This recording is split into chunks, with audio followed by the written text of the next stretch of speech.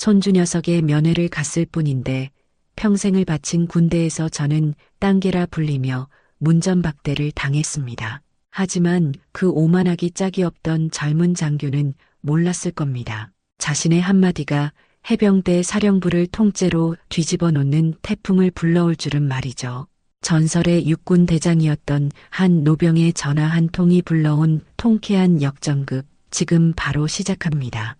그 전에 잠깐 구독과 좋아요 먼저 꼭 눌러주시면 복 받으실 거예요. 70하고도 9회의 세월이 서리처럼 하얗게 내려앉은 이강산의 아침은 언제나처럼 세상의 모든 소리가 잠든 듯한 깊고 무거운 고요함 속에서 시작되었습니다. 동트기 전에 푸르스름하고 차가운 새벽 기운이 낡고 작은 아파트의 먼지 앉은 창문을 희미하게 물들릴 때쯤 그는 수십 년간 단 하루도 어긋난 적 없는 군인으로서의 습관처럼 칼날같이 정확한 시간에 눈을 떴습니다. 하지만 사실은 더 이상 깊은 잠을 이어갈 수 없기 때문이었습니다. 사랑하는 아내가 눕던 옆자리에 서늘하고 텅 빈 냉기가 등줄기를 타고 느껴질 때마다 그는 오래된 상처가 욱신거리듯 잠에서 깨어나곤 했습니다. 텅 빈 공간을 채우는 낡은 괴종시계의 초침 소리가 유난히 크고 무겁게 쿵쿵 그의 심장을 두드리는 듯한 아침. 그는 삐걱거리는 무릎을 부여잡고 익숙하게 몸을 일으켜 거실로 향했습니다. 그의 하루를 여는 첫 번째 일과는 수년 동안 단 하루도 거르지 않은 그만의 경건한 의식이었습니다. 거실 한쪽 벽면, 이제는 색이 바래고 칠이 벗겨진 낡은 자개장 위에 정갈하게 놓인 아내의 영정사진 앞에 말없이 서는 것이었죠. 마치 어제 찍은 것처럼 햇살처럼 환하게 웃고 있는 사진 속 아내의 얼굴을 그는 깊은 주름이 새겨진 마른 손으로 아주 부드럽고 조심스럽게 쓸어보았습니다. 마치 정말로 아내의 따뜻하고 보드라웠던 뺨을 어루만지는 듯한 착각에 그는 잠시 눈을 감았습니다. 아내의 은은한 분 냄새와 포근한 살 냄새가 코끝을 스치는 것만 같았습니다. 여보, 나 오늘 우리 로운이 보러 가네. 당신이 옆에 있었으면 얼마나 좋아했을까. 새벽부터 일어나서 나보다 먼저 부엌에서 서성거리면서 국에 소금 좀 그만 넣어요. 혈압 오른다니까. 하고 잔소리를 했을 텐데 말이야.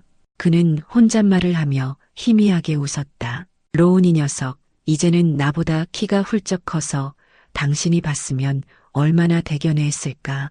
그 녀석이 군대 간다고 했을 때 당신 밤새 잠 못 이루고 걱정했었지. 그 여리고 순한 애가 어떻게 그 험한 군 생활을 하냐고. 그래도 나는 믿었어. 당신을 닮아 속이 깊고 정이 많고 나를 닮아 끈기와 오기가 있는 아이니까 잘 해낼 거라고. 이는 아내에 대한 그리움이자 스스로에 대한 다짐이기도 했다. 주방에 선 이강산의 손길이 분주해졌습니다. 그의 주방은 흔한 식기세척기 하나 없이 모든 것이 낡고 오래되었지만 아내의 손길이 닿은 듯 모든 살림이 반질반질 윤이 나고 제자리에 정갈하게 놓여 있었습니다. 그는 냉장고에서 며칠 전부터 정성껏 손질해 핏물을 완벽하게 뺀 최상급 갈비와 어제 시장에서 상인과 실랑이까지 버리며 꼼꼼하게 골라온 신선한 채소들을 꺼냈습니다. 이 갈비찜은 그에게 아주 특별하고도 애틋한 음식이었습니다. 아내가 암투병으로 쇠약해진 몸을 이끌고 세상을 떠나기 얼마 전 해병대 입대를 앞둔 손주의 손을 잡고 마지막으로 해줬던 음식이 바로 이것이었기 때문입니다. 그날 아내는 기운 하나 없는 목소리로도 또렷하게 말했었습니다. 우리 강아지 세상에서 제일 힘들고 어려운 길을 스스로 가겠다니 이 할미는 마음이 아프면서도 너무나 대견하구나. 이거 먹고 아프지 말고 다치지 말고 훌륭한 군인이 되어야 한다. 알았지? 결국 눈물을 보이고 싶지 않다며 고개를 돌렸던 아내의 여린 어깨와 가늘게 떨리던 손을 그는 아직도 잊을 수가 없었습니다. 그날의 애틋하고 아픈 기억이 떠오르자 이강산의 눈가도 어느새 촉촉하게 젖어들었습니다. 보글보글 달큼하고 짭조름한 맛있는 냄새가 좁은 아파트 안을 가득 채우기 시작했습니다. 이강사는 아내가 시집올 때 친정어머니에게 물려받아 평생을 보물처럼 아꼈던 낡은 요리책을 펼쳤습니다. 손때가 묻어 갈색으로 변하고 너덜너덜해진 페이지의 갈피를 몇 번이고 넘겨보며 아내의 비법대로 양념을 더했습니다. 간장 한 방울, 설탕 한 줌에도 아내에 대한 사무치는 그리움과 세상에서 가장 귀한 손주를 향한 애틋한 사랑이 듬뿍 담겼습니다. 그는 국물 맛을 보며 혼잣말을 했다. 당신이 만든 것보다는 아직 밍밍하구먼. 마늘을 좀 더 넣어야겠어. 그렇게 아내와 대화를 나누듯 그는 정성을 다해 음식을 만들었다. 그에게 이 갈비찜은 단순한 음식이 아니었습니다. 아내의 빈자리를 채우는 그리움의 의식이자 고된 훈련에 지쳐있을 손주에게 전하고 싶은 세상에서 가장 따뜻하고 든든한 위로였습니다. 갈비찜이 뭉근한 불 위에서 깊은 맛을 내며 맛있게 졸아드는 동안 그는 안방으로 들어가 외출 준비를 시작했습니다. 옷장 가장 깊숙한 곳, 마치 소중한 군복처럼 각을 잡아 걸어둔 낡은 갈색 점퍼를 꺼내 입었습니다. 유행은 한참이나 지났지만 아내가 처음으로 자신의 월급을 털어 사주었던 옷이라 그의 체온처럼 익숙하고 편안했습니다. 그리고 침대 머리맡 낡은 서랍을 열어 아주 소중한 물건 하나를 조심스럽게 꺼내 들었습니다. 손때가 묻어 은빛 광택이 부드럽게 달아버린 낡고 오래된 지포 라이터였습니다. 몇 번을 부싯돌을 갈아 끼워도 이제는 불꽃조차 제대로 일지 않는 완전한 고물이었지만 이강산에게는 그 어떤 화려한 훈장보다도 값지고 성스러운 보물이었습니다. 그의 기억은 순식간에 수십 년 전 포화가 빗발치고 비명이 난무하던 어느 지옥 같은 전쟁터로 향했습니다. 살을 애는 듯한 추위와 질척이는 진흙탕 속에서 벌어졌던 처절했던 고지전. 이강산과 몇몇 부대원들은 적의 포화에 고립되어 있었습니다. 바로 옆에서 그와 불과 1시간 전까지만 해도 차가운 건빵을 나눠 먹으며 고향 얘기를 나눴던 최이병이 적의 총탄에 가슴을 관통당하고 쓰러졌습니다. 그는 부산 자갈치 시장에서 생선 장사를 하는 홀어머니 밑에서 자랐고 전쟁이 끝나면 어머니를 도와 작은 국수 가게를 차리는 게 꿈이라고 수줍게 말하던 20살의 청년이었습니다. 이강사는 급히 그의 곁으로 달려가 지혈을 시도했지만 상처는 너무나 깊었습니다. 대대위님, 저는 틀렸습니다. 하지만 대위님은 꼭 살아남으셔서 이 지긋지긋한 전쟁을 꼭 끝내주시오. 최이병은 거친 숨을 몰아쉬며 떨리는 손으로 자신의 주머니에서 이 라이터를 꺼내 이강산의 손에 억지로 쥐어주었습니다.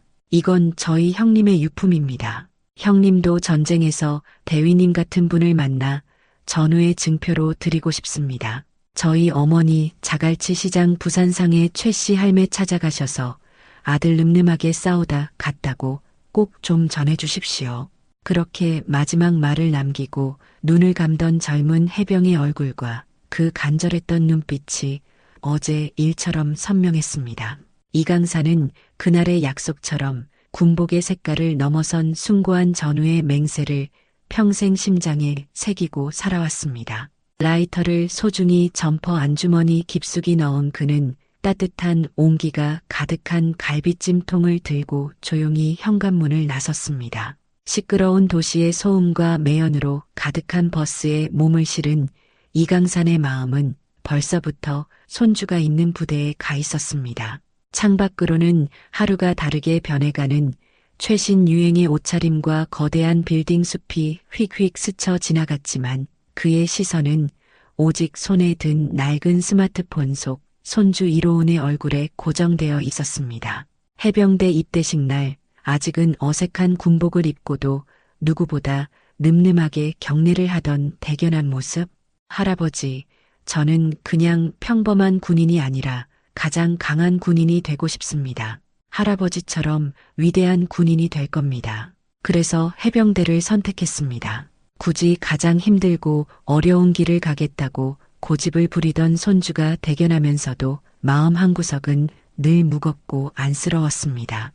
평생을 태산이라 불리며 군에 몸담았던 자신의 존재가 손주에게 괜한 부담과 넘기 힘든 멍해가 되는 것은 아닌가 싶어서였습니다. 부디 별탈 없이 그저 몸 건강히 잘 지내고 있기만을 간절히 바랄 뿐이었습니다.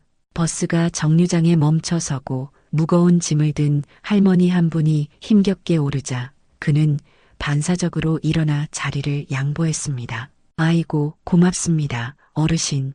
그 한마디가 어쩐지 낯설게 느껴졌습니다. 버스는 어느새 해병대 이사단이라는 큼지막한 표지판이 보이는 곳에 가까워지고 있었습니다. 이강산의 주름진 얼굴에 드디어 설렘 가득한 미소가 번졌습니다. 하지만 그 시각 삼엄한 철책간의 사정은 이강산의 애타는 바람과는 사뭇 달랐습니다. 그의 손주 이로운은 온몸이 진흙탕과 씨름하는 고된 각계전투 훈련을 막 마친 참이었습니다. 온몸이 땀과 흙먼지로 뒤범벅이 된 채 잠시 숨을 고르던 그에게 평소 그를 아니 꼽게 보던 박 상병이 다가와 비아냥거리며 쏘아붙였습니다. 야, 이로운, 너만 힘드냐? 아주 육군 대장 할아버지 뒀다고 대놓고 티를 내는구나. 훈련 하나 제대로 못 따라오고 말이야. 체력이 그 모양이니 정신력으로라도 버텨야 할 거 아니야? 이게 해병이야, 딴게야? 이로운은 피가 섞인 침을 삼키며 터져나오려는 울분을 억지로 눌렀습니다. 그 말이 세상에서 가장 아픈 곳을 예리하고 잔인하게 찔렀기 때문입니다. 바로 그때 매서운 눈빛의 중대장 오진혁 대위가 그들 앞으로 성큼성큼 다가왔습니다. 해병대 중에 해병대 출신이라는 자부심이 하늘을 찌르는 오 대위는 타군에 대한 극도의 배타적인 태도로 부대 내에서도 유명한 인물이었습니다. 그는 이로운을 차가운 눈으로 위아래로 훑어보며 주변의 모든 병사들이 들으라는 듯 큰 목소리로 격렬히 섞인 말을 내뱉었습니다. 이로운 해병, 내 할아버지가 육군 대장이라고? 그래서 어쩌라고? 그 시절 낡아 빠진 온정주의 리더십은 여기 해병대에서는 안 통한다. 해병은 강철 같은 정신력으로 싸우는 거지. 족보나 연줄로 싸우는 게 아니란 말이다. 내 그 흐리멍덩한 눈빛부터가 틀려먹었어. 꼭 패배주의에 젖은 육군 딴개들 같지 않나? 똑바로 해라. 그의 모욕적인 발언은 이로운 개인을 넘어 육군 전체를 향한 것이었습니다. 억울함과 분함에 눈물이 핑 돌았지만 이로운은 아무런 대답도 할 수 없었습니다. 여기서 무어라 항변이라도 했다가는 그 모든 것이 존경하는 할아버지의 이름에 먹칠을 하는 꼴이 될까봐 두려웠기 때문입니다. 그는 그저 아닙니다. 열심히 하겠습니다. 라고 목이 터져라 외치며 고개를 숙일 수밖에 없었습니다. 자랑스러워야 할 할아버지의 존재가 그에게는 벗어나고 싶은 무겁고도 잔인한 족쇄처럼 느껴지는 순간이었습니다. 같은 시각 이강산은 드디어 부대 정문 앞에 도착했습니다. 그런데 그의 눈에 무언가 씁쓸하고 불편하기 짝이 없는 광경이 들어왔습니다. 번쩍이는 검은색 독일제 고급 세단 한 대가 위병소 앞에 미끄러지듯 멈춰 서더니 기름진 얼굴에 수백만 원짜리 명품 양복을 차려입은 중년 남성이 거만하게 차에서 내렸습니다. 그러자 위병소를 지키던 간부 몇몇이 마치 충성스러운 비서라도 되는 듯 허리를 굽신거리며 달려 나왔습니다. 그 중에는 방금 전 이로운을 짐승처럼 다그치던 오진혁 대위도 있었습니다. 회장님, 어서 오십시오. 이렇게 귀한 걸음을 해주시다니 저희 부대의 영광입니다. 먼 길 오시느라 고생 많으셨습니다. 오 대위는 아까와는 180도 다른 아첨과 굴종이 가득한 목소리로 중년 남성에게 깍듯이 경례하며 길을 안내했습니다. 그들은 소곤거리며 안으로 들어갔다. 오 대위, 내 조카 녀석이 이번에 들어왔는데 훈련 좀 편한 곳으로 빼줄 수 있겠나? 회장님, 염려 마십시오. 제가 특별히 신경 써서 챙기겠습니다. 아무도 모르게 행정반 쪽으로 조용히 배치해 놓겠습니다. 그들의 추악한 거래를 이강사는 멀리서 들을 수 없었지만 분위기만으로도 짐작할 수 있었다. 누가 봐도 지역 유지나 돈 많은 사업가처럼 보이는 이에게는 국가 안보의 최전선이어야 할 부대의 철문이 너무나도 쉽게 활짝 열렸습니다. 이강사는 그 모습을 보며 입안이 썼습니다. 자신이 청춘을 바쳐 지키고 세웠던 군대의 기강이 아니라는 생각에 마음이 무거워졌습니다. 그는 잠시 후 자신에게 닥쳐올 차갑고 모욕적인 현실을 전혀 알지 못한 채 위병소를 향해 천천히 발걸음을 옮겼습니다.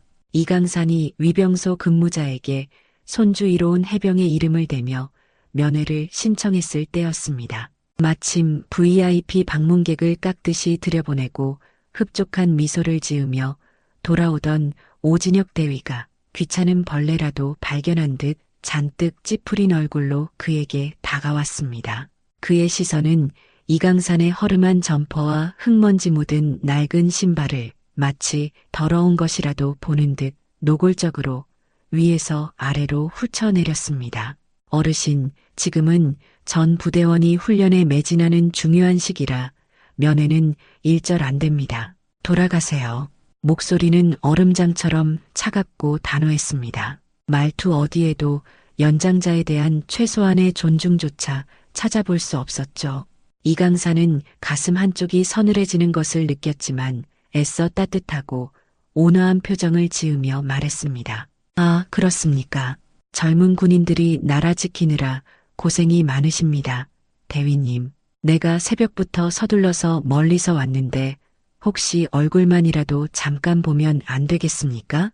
정 안 되면 이 갈비찜이라도 좀 전해주시면 좋겠는데 이 손주 녀석이 할미 없이 자라서 제가 늘 마음에 걸려서 그럽니다. 식기 전에 먹여야 할 텐데 말입니다. 그가 품에서 아직 따뜻한 온기가 남아있는 큼지막한 보온 도시락 통을 꺼내 보이려던 바로 그 순간이었습니다. 허리를 숙이는 바람에 낡은 점퍼 주머니에서 그만 낡고 다른 지포 라이터가 툭 하고 차갑고 거친 아스팔트 바닥으로 떨어지고 말았습니다.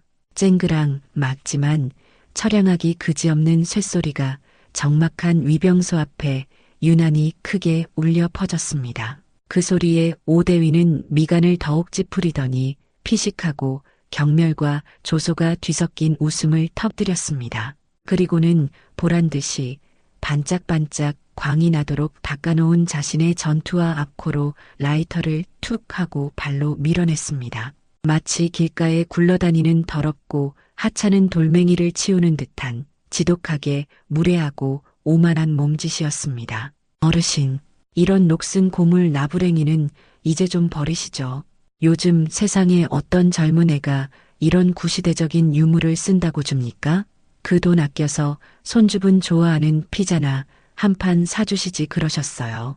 오대위의 입에서 나온 말은 날카롭고 잔인한 비수처럼 이강산의 심장에 깊숙이 박혔습니다. 하지만 그걸로 끝이 아니었습니다. 그는 한 발 더 나아가 이강산이 평생을 바쳐 지켜온 자부심과 명예를 송두리째 짓밟는 말을 아무렇지 않게 오히려 즐기는 듯한 표정으로 내뱉었습니다. 그리고 다시 한번 분명히 말씀드리지만 여긴 아무나 드나드는 곳이 아닙니다. 할아버지들이 모여서 땅이나 파고 소꿉놀이하는 그런 육군 땅개 부대랑은 차원이 다른 곳이라고요.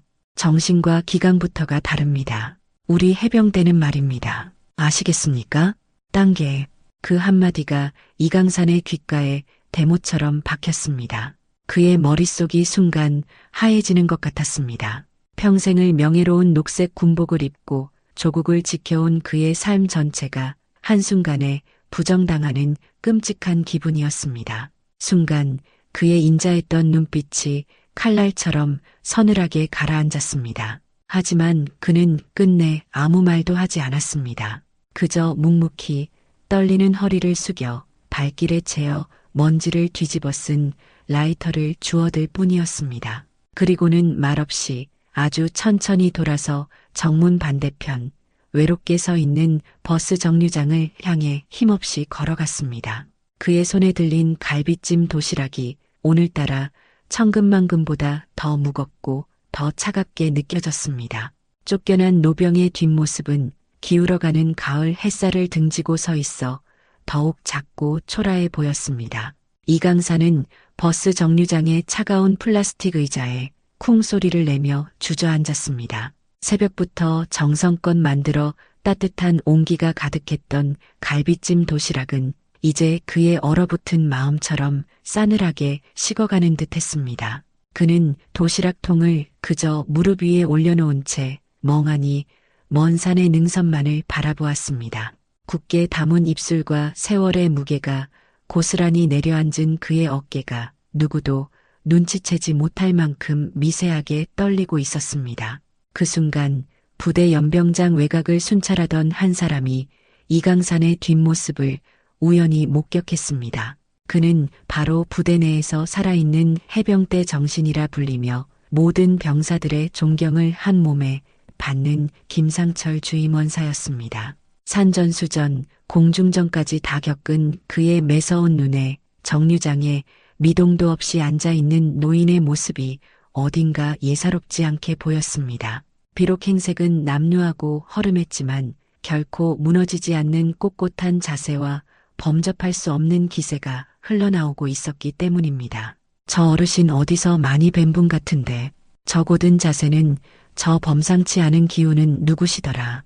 김주임원사는 고개를 갸웃하며 잠시 그를 지켜보았습니다. 그의 뇌리 속 깊은 곳 까맣게 잊고 있던 희미한 기억 하나가 먼지 쌓인 창고에서처럼 떠오를 듯 말 듯 했습니다. 저런 기세는 젊은 시절 내가 멀리서 배웠던 태산 장군님께만 있었는데 아니 설마 그 하늘 같은 분이 이런 누추한 곳에 저런 모습으로 계실 리가 내가 잘못 본 거겠지. 그는 아쉬운 마음으로 발길을 돌려야 했습니다. 하지만 이상하게도 자꾸만 그 노인의 뒷모습이 눈앞에 아른거려 걸음을 옮길 수가 없었습니다. 이강사는 애써 태어난 척 텅 빈 하늘을 올려다보았습니다. 하지만 그의 눈에는 깊이를 알 수 없는 절망과 함께 용광로의 쇳물처럼 뜨겁고 무서운 분노가 서서히 이글거리기 시작했습니다. 이것은 단순히 한 개인으로서 받은 모욕감과 서러움 때문이 아니었습니다. 자신의 청춘과 인생을 송두리째 바쳐 지키고 세웠던 군의 정신과 기강이 저렇게 오만하고 편협하기 짝이 없는 젊은 장교 하나에 의해 길바닥에 내팽개쳐진 이 끔찍한 현실에 대한 참담함이었습니다. 수많은 전우들의 고귀한 피와 땀으로 지켜낸 이 땅과 군대가 고작 군복의 색깔 따위로 서로를 멸시하고 조롱하는 얄팍하고 천박한 곳으로 변해버렸다는 사실을 도저히 받아들일 수가 없었습니다. 그는 떨리는 손으로 품에서 낡고 해진 가죽 지갑을 꺼냈습니다. 지갑 안쪽 가장 소중한 자리를 지키고 있는 투명한 비닐 속에는 세월의 흔적으로 빛이 바랜 아내의 증명사진이 들어 있었습니다. 그는 사진 속 아내의 온화한 얼굴을 가만히 들여다보며 누구에게도 들리지 않을 목소리로 피를 토하듯 나지막이 으어조렸습니다. 여보, 내가 평생을 바쳐 지켜온 게 고작 이거였어? 내 새끼 같은 우리 군인들이 저런 오만방자하고 비열한 괴물로 변해가는 걸 이대로 보고만 있으라고? 내가 뭘 잘못 가르친 거요? 우리가 뭘 잘못한 거냐고 말 좀 해보시오. 그의 마음속에서 폭풍이 몰아쳤습니다. 그는 자신을 이끌어 주었던 옛 지휘관들을 떠올렸습니다. 불같이 호령하면서도 누구보다 부하를 아꼈던 대대장 훈련은 지옥처럼 시키면서도 아픈 병사는 직접 업고 의무실로 뛰었던 연대장. 그들은 진정한 리더십이 무엇인지, 진정한 전우애가 무엇인지를 몸소 보여주었습니다. 그들의 가르침과 방금 자신이 목격한 오진혁 대위의 추악한 모습이 겹쳐지면서 그의 분노는 극에 달했습니다. 하지만 이내 깊은 무력감이 그를 덮쳤습니다. 내가 이제 나선다고 뭐가 달라지기나 할까? 그저 시대에 뒤떨어진 늙은이의 잔소리라고 비웃고 말겠지. 세상이 변한 것을 이제는 인정해야 하는 건가? 그의 어깨가 힘없이 축 처졌습니다. 바로 그때였습니다. 그의 뇌리 속에서 차갑게 식어가며 자신의 손을 잡던 그 어린 해병의 얼굴이 섬광처럼 떠올랐습니다. 꼭 살아남으셔서 이 전쟁을 끝내주시오. 그 간절했던 목소리가 귓가에 울리는 듯 했습니다. 아니다. 이강산의 입에서 나지막한 소리가 새어나왔다. 내가 여기서 물러서면 그 해병 전우를 2번 죽이는 것이다. 군복의 색깔은 달라도 우리는 하나의 전우라고 했던 그 숭고한 약속을 이 늙은이의 손으로 직접 버리는 것이다. 안 돼. 절대로 그럴 순 없어. 그 순간 그의 모든 것이 변했습니다. 힘없이 굽었던 허리가 강철처럼 꼿꼿하게 펴졌고 무력감에 떨리던 손이 바위처럼 단단하게 멈추었습니다. 슬픔과 절망으로 흐려져 있던 그의 눈빛은 모든 것을 꿰뚫어 보는 듯한 매의 눈빛처럼 날카롭고 강렬하게 빛나기 시작했습니다. 그는 지갑을 닫는 소리가 딱 하고 날카롭게 울리도록 닫았습니다. 더 이상 슬픔에 잠긴 노인은 없었습니다. 그 자리에는 조국의 명운을 짊어졌던 강철의 지휘관 태산 이강산이 앉아있을 뿐이었습니다. 결심을 굳힌 이강산은 점퍼 안주머니에서 먼지를 뒤집어 쓴 낡은 폴더형 휴대폰을 꺼내 들었습니다. 그리고는 조금의 망설임도 없이 익숙하게 단축번호 1번을 길게 눌렀습니다. 몇 번의 평범한 신호음이 가고 곧 전화기 너머에서 정중하고 반듯한 남성의 목소리가 들려왔습니다. 사령관님 비서실입니다. 무엇을 도와드릴까요? 이강산은 조금도 흔들림 없는 지극히 평온한 목소리로 입을 열었습니다. 하지만 그 고요하고 평온한 목소리 속에는 듣는 사람의 심장을 단번에 얼어붙게 만드는 엄청난 무게감과 서늘한 기운이 실려 있었습니다. 나 이강산일세. 정재성 사령관 좀 즉시 바꿔주게. 이강산. 그 이름 석자가 전화선을 타고 전해지는 순간 전화기 너머의 비서는 숨을 헙 하고 들이마셨습니다. 그의 손에 들고 있던 서류가 와르르 바닥으로 쏟아졌습니다. 군에 몸담고 있는 사람이라면, 특히 장성급을 보좌하는 위치에 있는 사람이라면 그 이름이 군 역사에서 어떤 무게를 갖는지, 어떤 의미를 갖는지 모를 리가 없었습니다. 비서의 목소리가 당황과 긴장, 그리고 경외심으로 심하게 떨리기 시작했습니다. 잠시만 기다려 주십시오. 장군님. 그는 거의 비명에 가까운 소리를 지르며 허둥지둥 사령관 집무실로 뛰어들어갔습니다. 곧이어 전화기 너머로 방금 전까지 국가안보 관련 중대 회의를 주재하고 있었을 한껏 격양되고 긴장한 목소리가 들려왔습니다. 선배님, 정재성입니다. 충성? 이 시간에 어쩐 일이십니까? 혹시 무슨 일이라도 있으신 겁니까? 해병대 전체를 책임지는 사령관, 별 3개의 정재성 중장의 목소리였습니다. 이강산은 그런 그의 다급한 긴장을 아는지 모르는지 허허 하고 아주 낮고 깊은 웃음소리를 냈습니다. 그 웃음소리에 정 사령관은 등골이 오싹해지며 식은땀이 흐르는 것을 느꼈습니다. 정 사령관, 잘 지내는가? 다름이 아니라 내가 지금 자네가 관할하는 부대 앞에 와 있네. 우리 손주 녀석이 여기 해병으로 와 있다 해서 얼굴이나 한번 볼까 하고 왔지. 그런데 말이야, 요즘 해병대 군기가 어찌나 대단하고 엄격한지 이 늙은 육군 출신은 손주 얼굴 한번 보기가 하늘을 별 따기보다 더 어렵구만. 허허. 분명 웃음 섞인 농담이었지만 그 안에는 시퍼렇게 날이 선 칼날이 숨어 있었습니다. 그 의미를 순식간에 알아차린 정재성 사령관의 등줄기에서는 식은땀이 폭포수처럼 흘러내렸습니다. 군 전체의 스승이자 살아있는 전설, 감히 눈도 마주치기 어려운 하늘 같은 대선배가 자신의 관할 구역인 부대 앞에서 문전박대를 당했다는 사실에 그의 얼굴이 새하얗게 질려버렸습니다. 그는 자리에서 벌떡 일어섰습니다. 장군님, 그게 대체 무슨 말씀이십니까? 죄송합니다. 정말 죄송합니다. 제가 부대 교육을 잘못 시킨 대역죄를 지었습니다. 제가 당장 그리로 가겠습니다. 잠시만, 딱 15분만, 아니 10분만 기다려 주십시오. 제가 지금 바로 날아가겠습니다. 전화를 끊자마자 정재성 사령관은 비서실장을 향해 그야말로 포효했습니다. 평소에 냉철하고 신사적인 지휘관의 모습은 온데간데 없었죠. 당장 헬기 띄워. 무슨 수를 써서든 10분 내로 이사단 정문 앞에 도착한다. 현재 진행 중인 모든 회의와 일정 전부 취소해. 당장. 해병대 사령부 전체가 그야말로 발칵 뒤집혔습니다. 사령관이 모든 일정을 중단하고 긴급 출동한다는 소식은 순식간에 푸른 번개처럼 해병대 2사단 지휘통제실까지 전해졌습니다. 사단장은 사령관이 아무런 예고도 없이 온다는 사실에 길길이 날뛰며 도대체 무슨 일이 벌어진 거냐고 소리를 질렀습니다.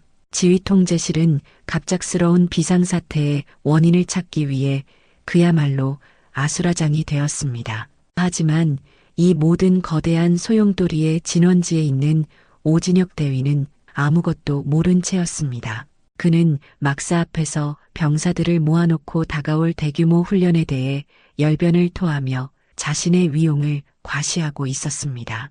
그때 그의 무전기에서 대대장에 찢어질 듯한 불호령이 터져 나왔습니다.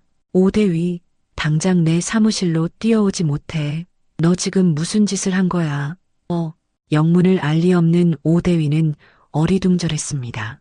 고작 행색 초라한 노인네 하나 돌려보낸 것 가지고 뭘 이렇게까지 난리람. 그는 대수롭지 않게 생각하며 툴툴거렸습니다. 오히려 자신의 단호한 조치가 부대 기강 확립에 도움이 되었을 것이라며 속으로 으쓱대기까지 했죠. 자신이 지금 거대한 태풍의 눈 한가운데 서 있다는 사실을 전혀 깨닫지 못한 채였습니다. 바로 그때였습니다. 부대 저편 하늘에서부터 두두두두하는 땅을 뒤흔드는 듯한 굉음이 들려오기 시작했습니다. 처음에는 작게 들리던 소리가 점점 더 커지며 온 부대를 공포스러운 진동으로 뒤흔들었습니다. 위병소에서 멀지 않은 연병장 주변을 순찰하던 김상철 주임원사는 하늘을 보고는 자신의 눈을 의심했습니다. 사령부에서만 운용하는 지휘관 탑승용 긴급 출동 헬기였습니다. 헬기가 조금의 망설임도 없이 부대 정문을 향해 곧장 고도를 낮추는 것을 본 순간 김 주임원사의 머릿속에 흩어져 있던 기억의 조각들이 번개처럼 하나로 맞춰졌습니다. 설마 아까 버스 정류장의 그 어르신, 그분이 맞았구나. 그는 직감했습니다. 그저 평범한 노인인 줄로만 알았던 사람이 이 모든 상상조차 할 수 없는 상황의 원인이라는 것을 김 주임원사는 더 이상 망설이지 않았습니다.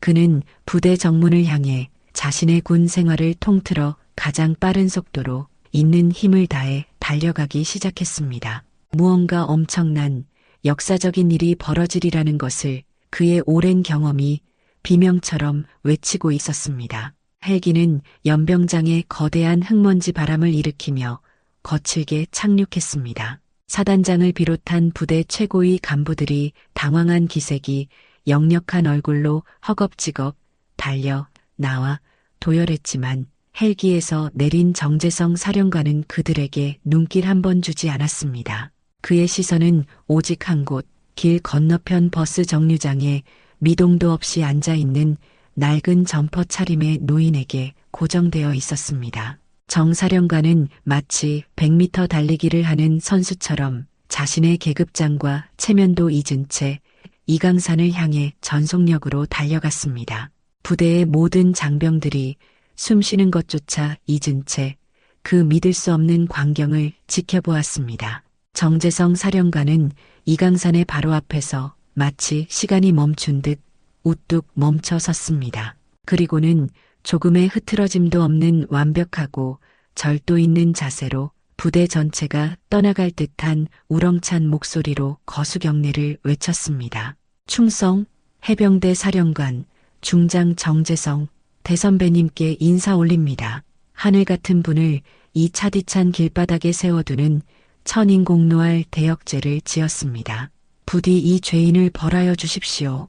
그의 목소리는 메아리가 되어 부대 전체에 울려 퍼졌습니다. 대대장에게 불려가던 길에 이 광경을 목격한 오진혁 대위는 그 자리에 거대한 동상처럼 얼어붙었습니다. 그의 머릿속이 새하얗게 폭발해버리는 것 같았습니다. 자신이 바로 몇십 분 전 땅개라 무시하고 그의 소중한 유품을 고물이라 비웃으며 발로 찼던 저 허름하고 남루한 노인이 해병대에 살아있는 신하이자 수장인 사령관이 하늘 같은 분이라 부르며 고개를 조아리는 군 전체에 살아있는 전설 태산 이강산 대장이었음을 깨닫는 순간이었습니다. 그의 다리가 후들후들 떨리기 시작했고 자신만만했던 얼굴은 순식간에 핏기 하나 없는 잿빛으로 변해갔습니다. 소란을 듣고 막사에서 달려나온 손주 이로운 역시 그 충격적인 장면의 한가운데에 서 있었습니다. 늘 작고 약하고 시대에 뒤떨어진 고지식한 군인이라고만 생각했던 할아버지. 그래서 때로는 부끄럽고 벗어나고 싶었던 할아버지의 진짜 모습을 마주한 그는 거대한 망치로 머리를 아주 세게 한 대 맞은 듯한 엄청난 충격에 휩싸여 그 자리에 못 박힌 듯 서서 입만 뻐끔거릴 뿐이었습니다. 사단장실 안에는 숨막히는 정적이 흘렀습니다. 창밖으로는 소문을 듣고 모여든 장병들의 웅성거림이 희미하게 들려왔지만 실내의 공기는 무겁게 가라앉아 있었습니다. 사단장과 정재성 사령관은 감히 입을 열지 못한 채 뻣뻣하게 굳어 있었고 오진혁 대위는 고개를 푹 숙인 채 사시나무 떨듯 온몸을 떨고 있었습니다. 모두의 시선이 방 한가운데 낡은 소파에 조용히 앉아있는 이강산에게로 쏠려 있었습니다. 그는 한참 동안 눈을 감고 말이 없다가 천천히 고개를 들어 오대위를 바라보았습니다. 그의 목소리에는 예상과 달리 분노나 질책이 아닌 깊은 연민과 슬픔이 담겨 있었습니다. 오대위, 고개를 들게. 나는 자네를 벌하러 이곳에 온 것이 아닐세. 그 말에 오대위는 더 큰 죄책감에 휩싸였습니다. 차라리 호통을 치고 군법에 따라 엄히 벌을 내렸다면 그의 마음이 조금은 편했을지도 모릅니다. 이강산은 나지막하지만 힘있는 목소리로 말을 이었습니다. 나는 자네를 꾸짖으러 온 것이 아니라 자네의 그날 선 오만함이 어디서부터 왔는지 그 마음속 깊은 상처를 함께 들여다보러 왔네. 자네 눈에 왜 그리 도끼가 서려 있는지 아는가? 그건 분노 때문이야. 하지만 그 분노의 대상이 잘못되었어. 자네를 아프게 한 건 육군이라는 군대 전체가 아니라 한 사람의 잘못된 리더십이었을 걸세. 안 그런가? 그 따뜻하면서도 모든 것을 꿰뚫어 보는 듯한 한마디가 오대위가 수년간 단단하게 쌓아 올렸던 마음의 벽을 단번에 허물어뜨렸습니다. 순간 그의 눈앞에 지옥 같았던 과거의 한 장면이 선명하게 되살아났습니다. 몇 해 전 강원도 산골에서 있었던 육군과의 합동훈련 당시였습니다. 실전 경험도 없으면서 오직 자신의 공명심에만 눈이 멀었던 무능한 육군 지휘관. 그의 어리석고 독선적인 명령 하나 때문에 자신이 친형처럼 따르고 존경했던 해병대 선임이 적의 표적이 되어 눈앞에서 허무하게 희생되었던 그날의 끔찍한 기억이었습니다. 그날 이후 그의 마음속에는 육군이라는 조직 전체에 대한 깊은 불신과 증오가 지워지지 않는 트라우마처럼 자리 잡았던 것입니다. 그는 자신도 모르게 참았던 눈물을 거칠게 터뜨렸습니다. 어린아이처럼 끄끄거리며 울음을 삼키던 그는 이내 자신의 모든 잘못과 아팠던 과거를 고백하기 시작했습니다. 이강산은 그의 아픈 고백을 아버지처럼 그리고 스승처럼 묵묵히 들어주었습니다. 그리고는 품에서 그 낡은 지포 라이터를 다시 꺼내 오대위 앞에 테이블 위에 조용히 올려놓았습니다. 그는 오대위에게 말했다. 만져보게. 차갑나? 이 안에는 한 젊은이의 뜨거운 심장이 아직도 뛰고 있네. 그리고 자네가 그토록 증오하는 육군이었던 내 심장도 함께 뛰고 있지. 오대위, 이 낡은 라이터가 왜 나에게 그 어떤 훈장보다 소중한지 아는가? 이건 내가 가장 존경했던 한 해병 용사의 유품일세.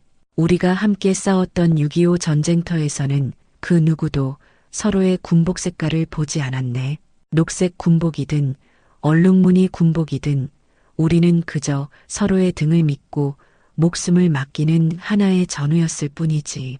우리가 지키고자 했던 것은 결국 하나의 조국이었고 우리가 맞서 싸운 것은 하나의 적이었네. 명심하게. 조국을 지키는 방패에는 색깔이 없는 법이야. 자네의 그 선임, 훌륭한 해병이었을 걸세. 그가 지금 자네 모습을 본다면 자랑스러워할까? 아니면 슬퍼할까?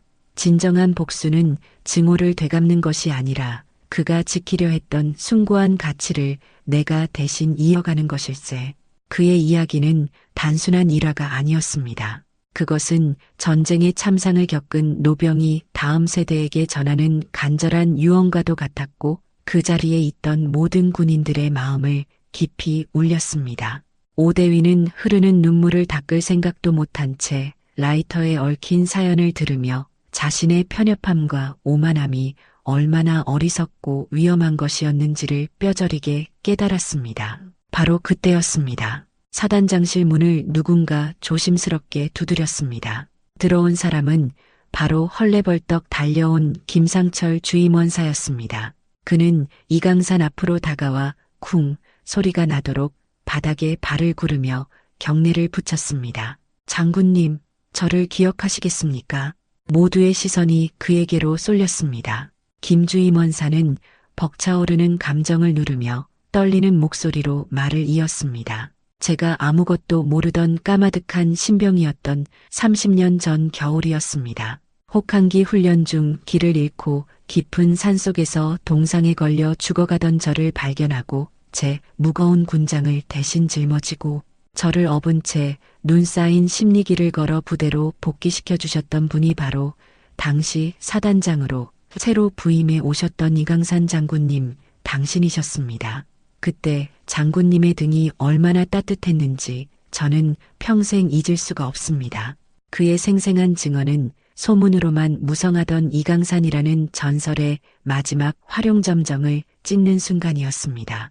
그저 책에서나 읽었던 위대한 군인의 표상이 바로 눈앞에 살아있는 현실로 증명되자 정재성 사령관을 비롯한 모두의 눈시울이 뜨겁게 붉어졌습니다. 오대위는 이제 더 이상 고개를 들 수가 없었습니다. 그는 바닥에 그대로 무릎을 꿇고 소리내어 울며 진심으로 용서를 구했습니다.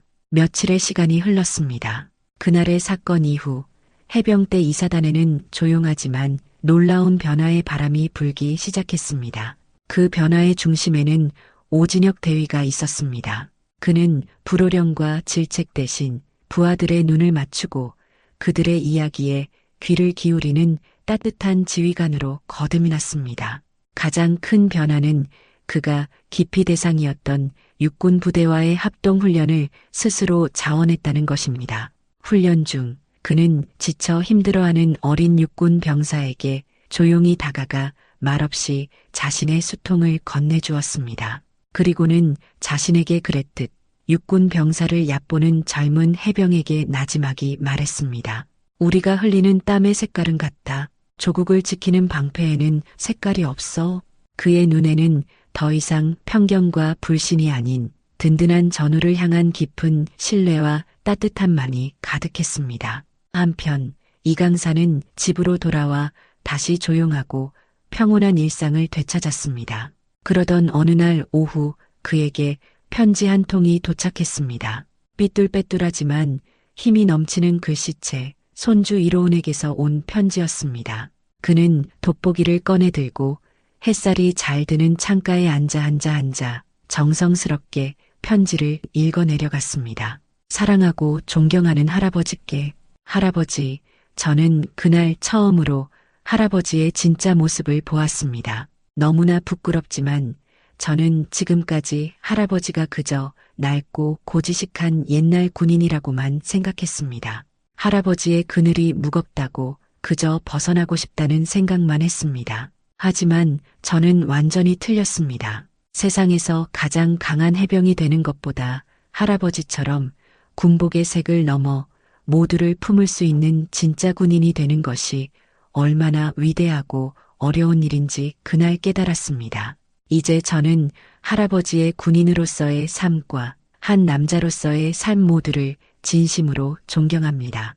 자랑스러운 할아버지의 자랑스러운 손자로 부끄럽지 않은 해병이 되겠습니다. 사랑합니다, 할아버지. 이강사는 편지를 다 읽고 그 종이를 가만히 자신의 가슴에 품었습니다. 그의 주름진 얼굴에는 오랜만에 세상 그 무엇과도 바꿀 수 없는 편안하고 따뜻한 미소가 번졌습니다. 며칠 후 그는 손주에게 소포 하나를 보냈다. 그 안에는 튼튼한 새 훈련화와 함께 짧은 편지가 들어 있었다. 나의 자랑스러운 손자, 이로운 해병에게 닳고 닳도록 뛰어 너만의 길을 만들어라. 할아버지가 늘 응원하마. 그는 조용히 일어나 아내의 영정사진 옆 가장 잘 보이는 곳에 손주의 편지를 나란히 놓았습니다. 마치 아내에게 여보, 봤지? 우리 손주, 이제 진짜 사나이가 다 됐어. 그리고 나도 아직은 이 세상에 쓸모가 있는 모양이야. 라고 자랑스레 속삭이는 것만 같았습니다. 저 멀리 동해의 수평선을 바라보는 그의 눈빛은 더 이상 외롭거나 쓸쓸하지 않았습니다. 군복의 색깔이 다르다고 해서 우리가 지키는 조국마저 다른 것은 아닐 겁니다. 화면 밖에 여러분은 오늘 어떤 색깔의 옷을 입은 사람에게 따뜻한 시선과 진심 어린 마음을 건네셨습니까? 진정한 전우애와 인간에 대한 존중은 어쩌면 아주 가까운 우리 주변에 있는지도 모릅니다. 오늘의 사연 어떻게 들으셨나요? 오늘도 귀한 시간 내어주시고 끝까지 시청해주신 구독자 여러분, 진심으로 감사드립니다. 그리고 사랑합니다. 다음 영상을 누르시기 전에 잠깐 구독과 좋아요 먼저 꼭 눌러주시면 부자 되실 거예요.